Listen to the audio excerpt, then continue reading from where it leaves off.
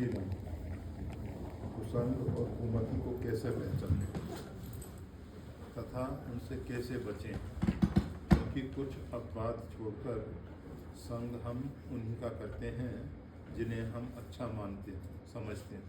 तथा बुरा जो देखन में चला, बुरा न भैया कोई, जो दिल खोजा आपना मुझसे बुरा न कोई। हम किसी के भी लिए कुसंग न बने, इसके लिए क्या सावधानी रखें?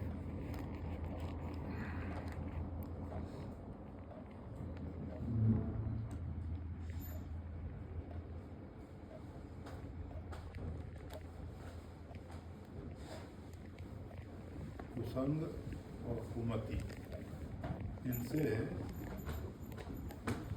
इनको पहचानने में भी कभी कभी हम भूल कर जाते हैं। जैसे कल माता कैकेयी और मंथरा की थोड़ी सी चर्चा चल रही थी। माता कैकेयी कुछ समय पहले मंथरा को खरफोड़ी शब्द प्रयोग करती हैं। कहती हैं काने कोरे कुबरे कुटिल कुचाली जान। अगर प्रकृति के द्वारा कोई व्यक्ति शरीर से विकलांग है, अगर हम उसकी उपेक्षा करते हैं तो प्रकृति कल उसी प्रकार की परिस्थितियां हमारे लिए पैदा करती है। मंथरा समाज में एक तिरस्कृत नारी है, क्योंकि उसका कुबड़ निकला हुआ था। और इस प्रकार के जो विकलांग लोग होते हैं, जब सब तरफ से तिरस्कृत होते हैं तो उनके मन में एक विक्षोभ पैदा होता है, और वो विक्षोभ के कारण कुछ भी करने को तैयार हो जाते हैं। ये तो अच्छा है नरेंद्र मोदी जी ने विकलांगों को दिव्यांग शब्द दे दिया। केवल शब्द से कुछ फर्क नहीं पड़ने वाला है। केवल उनको दिव्यांग कह के, अंधे को सूरदास कह के पर्याप्त नहीं है। उसके साथ साथ उसके प्रति जो हीन भावना है वो हमारे अंदर नहीं पैदा होनी चाहिए। किसी के भी प्रति जब हमारे अंदर हीन भावना पैदा होती है तो उससे उसके हृदय में कुंठा पैदा होती है, और वो कुंठा जो है, अगर उसमें शक्ति सामर्थ्य है तो वो अपने ढंग से करता है। अगर उसमें शक्ति सामर्थ्य नहीं है तो वो फिर दूसरे प्रयोग करने लग जाता है।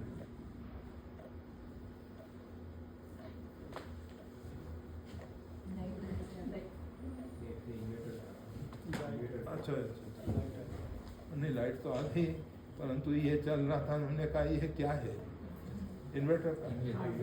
हाँ चलो अच्छा है।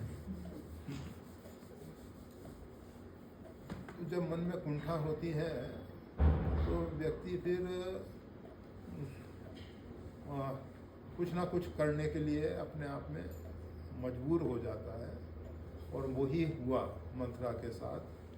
समाज में उसका जो तिरस्कार और अपमान हुआ है, उस तिरस्कार और अपमान के कारण उसने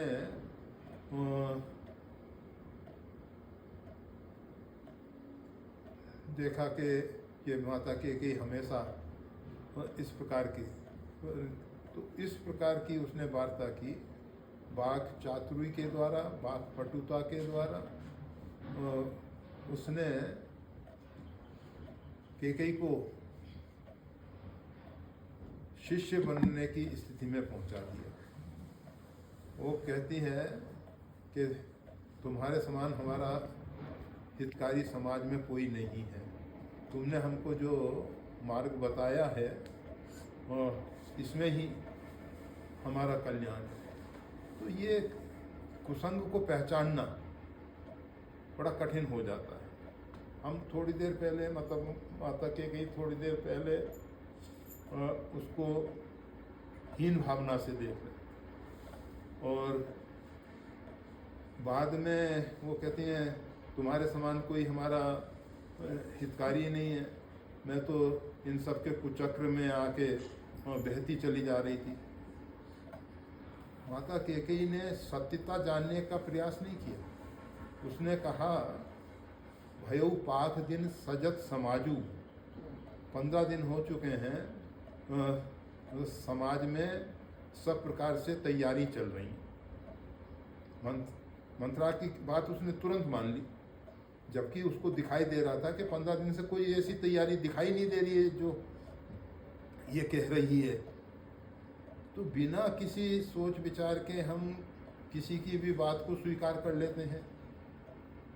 बात क्या है, कैसी है, उसकी गहराई तक जाना चाहिए।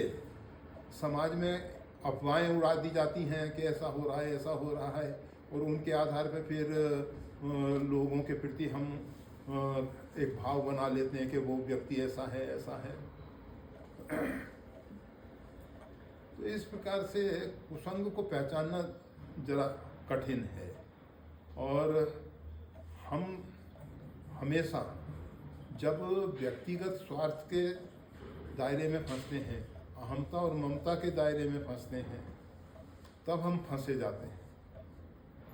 हमको जो लोग ठगते हैं उसके पीछे हमारी लोभ प्रवृत्ति होती है। अगर हमारे अंदर लोभ नहीं है तो हम नहीं ठगे जाएंगे, परंतु हमारे अंदर लोभ की प्रवृत्ति होती है। कहीं हम राग से, किसी के प्रति हम राग से जुड़े हुए होते हैं, किसी के प्रति हम द्वेष से जुड़े होते हैं, और राग और द्वेष के कारण हम द्वेष जिसके प्रति है उसके विषय में जब लोग ऐसी बातें करते हैं तो हमको अच्छा लगता है कि हाँ अच्छा हो रहा है उसके साथ, मतलब उसका बुरा हो रहा है, हमको लगता है अच्छा। इसी प्रकार से जिसके प्रति हमारा राग है उसके प्रति जब हम सुनते हैं कि इसका किसी प्रकार से अभ्युदय हो रहा है तो हमको अच्छा लगता है। उस अहमता और ममता के दायरे में रहते हुए हम कोई भी सही निर्णय नहीं ले सकते। राग और द्वेष से भरा हुआ हृदय कोई भी सही निर्णय नहीं ले सकता है। एक का पक्ष होगा, एक के विपक्ष में होगा। तो इसलिए ये सब से ऊपर उठ के, अहमता ममता से ऊपर उठ के, राग द्वेष से ऊपर उठ के हमको परमात्मा की शरणागति स्वीकार करके परमात्मा से ही प्रश्न करना चाहिए और परमात्मा से प्रार्थना करनी चाहिए कि प्रभु आप हमें कुसंग से बचाएं। हम अपने बल से, अपने पुरुषार्थ से नहीं बच सकते हैं। हम जितना सोचते हैं, जितना समझते हैं, उतनी मतलब हम में योग्यता नहीं है। केवल हमारा अहंकार जो है वो हमको, जो व्यक्ति को लगता है कि मैं जो कर रहा हूँ, मैं जो सोच रहा हूँ वो सही है, यहाँ हम भूल कर जाते हैं। हम जो सोचते हैं वही सही है, हम जो करते हैं वही सही है, ऐसा नहीं है। परमात्मा जो करते हैं वो सही है। अब हमें ये कैसे पहचाने कि परमात्मा क्या कर रहे हैं, कैसे कर रहे हैं? हम तो नहीं पहचान सकते कि ये व्यक्ति का कार्य है या परमात्मा का कार्य है। लहसुन खाता है कोई व्यक्ति तो उसके गंध आ जाती है। इसी प्रकार से कोई व्यक्ति मूली खाता है तो उसकी डकार में उसकी गंध आती है, मालूम पड़ता है कि इसे मूली खाई है। तो इसी प्रकार से जो व्यक्ति के जीवन में अहंकार और अभिमान, चाहे जाति, रूप, धन, वैभव, विद्या, बाहुबल, ये जो मद हैं अगर हैं तो वो उसके बातों पे बहुत विश्वास नहीं किया जा सकता, क्योंकि वो बेचारा गोस्वामी तुलसीदास जी कहते हैं बातुल भूत विवश मतवारे ते नहीं बोले वचन विचारे, जिनकृत महामोह मत पाना तिनकर वचन करिए नहीं खाना। जो मोह में फंसे हुए हैं, जो जाति पाति कुल धर्म बढ़ाई इन सब के चक्करों में फंस के अपने आप को श्रेष्ठ मान रहे हैं, या अपने पास धन की बाहुल्यता है, अपने पास बुद्धि की बाहुल्यता है, या अपने पास परिवार की या बाहुबल की, ये सब के जो नशे हैं, तो ऐसे व्यक्तियों की बातों पे विश्वास कर लेना अच्छा नहीं होता, अच्छा नहीं होता। अधिक से अधिक भगवान का नाम सुमरन किया जाए, भगवान की शरणागति दृढ़ की जाए और भगवान से प्रार्थना की जाए तो प्रभु आप ही रक्षा कर सकते हैं। हम नहीं जानते क्या संग सुसंग है, सत्संग है, क्या कुसंग है। कभी कभी देखा जाता है कि सत्संग में हम जाते हैं, ऊपर से दिखता है कि हम सत्संग में जा रहे हैं, परंतु हमारा मन जो है वो परमात्मा के साथ न जुड़ के, हमारा मन तो संसार के अभिप्साओं और कामनाओं की पूर्ति के लिए ही लगा रहता है। किस प्रकार से हमारे कामनाएं उनकी पूर्ति होगी, किस प्रकार से हमारी अभिप्साएं पूर्ति होंगी, तो इस विषय में बस उपाय यही है, उनको कैसे पहचानें तथा कैसे बचें।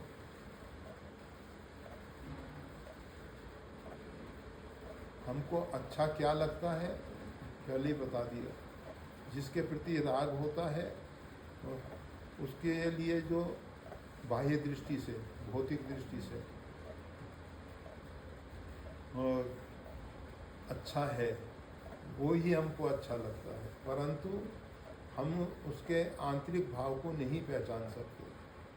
हम बहुत बार कहा करते हैं कि देखो श्रवण कुमार ऊपर से दिखता है कि वो माता पिता की सेवा कर रहा है, माता पिता नेत्र से रहित हैं, मतलब बाह्य चक्षु से रहित हैं, उनको तीर्थ यात्रा कराने ले जाता है कांवड़ पे। वो दिखा रहा है समाज को कि भाई ऐसा हम कार्य कर रहे हैं जो किसी ने नहीं किया हो या साधारण लोग नहीं करते हैं।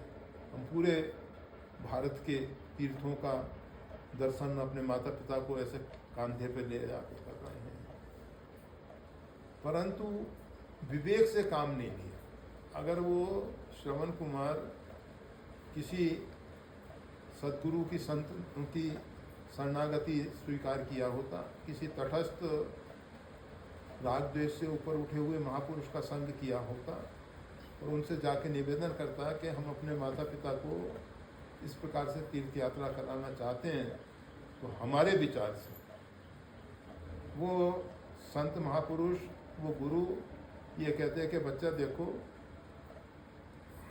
तीर्थ यात्रा की अपेक्षा इनको किसी एक पवित्र तीर्थ में रख दो और वहाँ रह के ये पवित्र सलिला में, चाहे सरजू है, गंगा है, ऐसे में स्नान इत्यादि करेंगे और नित्य प्रति सत्संग करें, भगवान की कथा सुने, भगवान का चरित्र सुने, भगवान की लीलाओं का श्रवण करें और भगवान का नाम जप करें, उससे इनका कल्याण होगा। तीर्थों में भी यही लाभ मिलता है। हम तीर्थों में जाते हैं तो तीर्थों की जो ऊर्जा है, आध्यात्मिक ऊर्जा जो उस क्षेत्र में भरी हुई है, वो हमारे हृदय में प्रवेश करती है और हमारे जो मलिन संस्कार हैं उनको दूर करती है। संत महापुरुषों का समागम होता है, उनका मिलन होता है, संत महापुरुषों से जो हमारे पूर्व जन्म से हमने जो साधनाएं की हैं उसमें जो अवरोध आ रहे हैं, रुकावटें आ रही हैं, वो दूर होती हैं। और अगर हम नया प्रारंभ कर रहे हैं तो उसके लिए मार्ग प्रशस्त होता है। अब जो घटना घटती है श्रवण कुमार के जीवन में, श्रवण कुमार तो माता पिता की सेवा करता रहा, परंतु माता पिता की क्या स्थिति रही। माता पिता जो हैं, जब उन्होंने सुना कि हमारे पुत्र को तो इस प्रकार से बांध लगा और उसके आवाज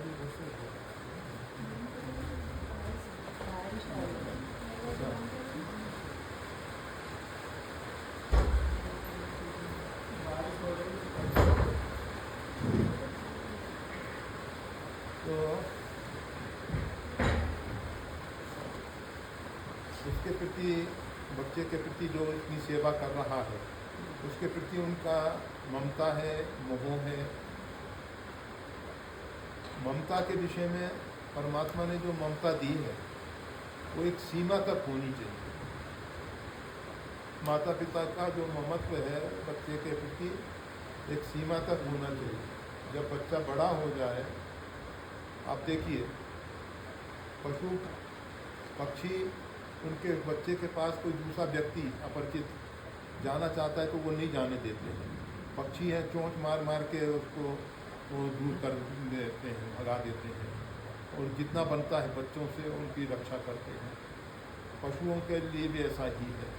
इसी प्रकार से जब वो बड़े हो जाते हैं तो फिर वो उनको अपने से अलग कर देते हैं कि अब तुम बड़े हो चुके हो, अपने शक्ति और सामर्थ्य का उपयोग करके अब तुम अपना जीवन निर्वाह स्वयं करो। इसी प्रकार से मानव को भी होना चाहिए।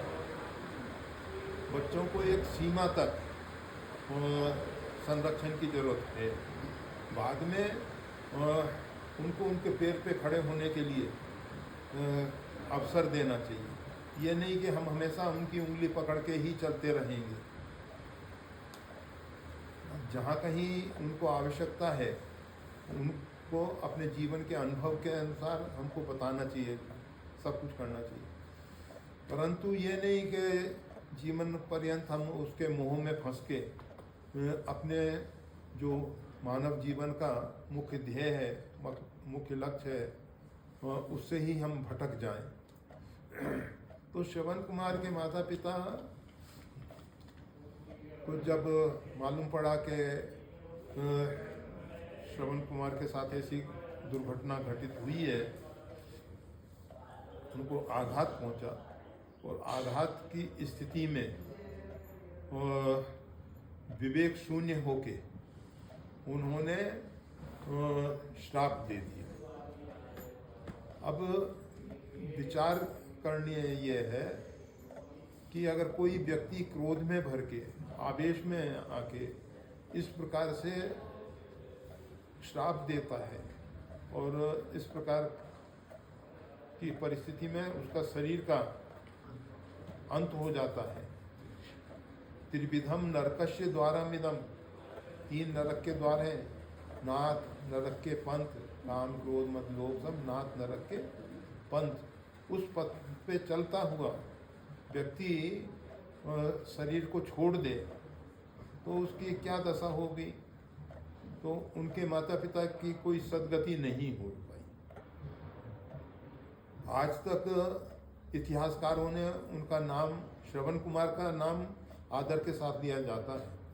जैसे गुरु द्रोण का नाम आदर के रूप में, गुरु के रूप में नहीं लिया जाता। एकलव्य का नाम उत्तम शिष्य के रूप में लिया जाता है। इसी प्रकार से श्रवण कुमार का नाम तो अच्छे ढंग से लिया जाता है और आदर के साथ लिया जाता है, परंतु उसके माता पिता का नाम तक इतिहासकारों ने नहीं लिखा है।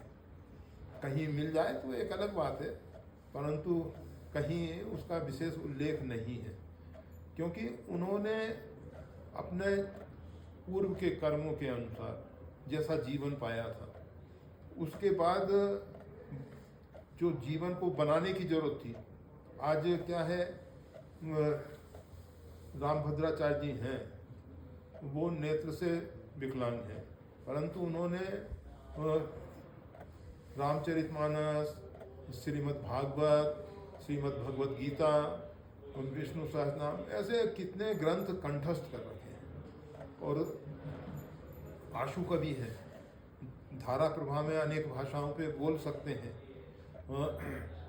तो व्यक्ति अगर नेत्रों से रहित भी है तो भी कितना आगे बढ़ सकता है, अगर भगवान की शरणागति स्वीकार करके, भगवान का भजन करके, साधन करके वो वहाँ तक पहुँचे हैं। अभी चित्रकूट में मतलब विकलांगों के लिए एक विश्वविद्यालय बनाया है, उसके आजीवन वो कुलपति भी हैं। तो कहने का मतलब ये है कि केवल पूर्वकृत कर्मों के द्वारा नेत्र से रहित होना पड़ा, परंतु वर्तमान के कर्मों ने उनको उस कक्षा में पहुंचा दिया, उस कक्षा में पहुंचा दिया। तो ये श्रवण के माता पिता भी अगर चाहते तो काफ़ी कुछ आगे बढ़ सकते थे, परंतु उस दिशा में उन्होंने काम नहीं किया। उन्होंने जो भी, हम किसी की आलोचना नहीं करना चाहते, केवल हम तो ये बताना चाहते हैं कि बिना विवेक के, बिना विचार किए, हम अपनी ख्याति के लिए कि हम लोग समाज हमको कहेगा कि बाबा श्रवण कुमार तो बहुत भला आदमी है, इसने तो अपने माता पिता को ऐसा कर दिखाया। अरे ऐसा क्या कर दिखाया? ऐसा करके दिखाते कि माता पिता का उद्धार होता, कल्याण होता और भगवान के धाम में जाते, ऐसा कुछ करते। और जैसा हम कह रहे थे कि तीर्थ यात्रा करते, उसकी जगह तीर्थ में निवास करें और वहाँ नित्य प्रति सत्संग करते, तो अगर ऐसी घटना घटित भी होती, अगर ऐसी घटना घटित होना अनिवार्य है, तो उनको उस समय भी विवेक रहता, नहीं कोई सुख दुख कर दाता, निष्कृत कर्म भोग सुन भाता, कोई किसी को सुख दुख नहीं दे सकता है, व्यक्ति तो अपने किए हुए कर्म का ही फल भोग रहा है। महाराज दशरथ ने क्षमा याचना की कि मेरे से भूल हुई है, मैंने जानकर ऐसा अपराध नहीं किया है। और महाराज दशरथ चाहते थे कि इनके लिए उत्तम व्यवस्था, वो निश्चित है कि अगर उनका शरीर रहता तो महाराज दशरथ उनके लिए आजीवन बहुत अच्छी से अच्छी व्यवस्था देते, परंतु महाराज दशरथ को श्राप दिया कि तुम जिस प्रकार से हम पुत्र विरह में, पुत्र शोक में मर रहे हैं, उसी प्रकार तुम भी तड़प तड़प के मरोगे।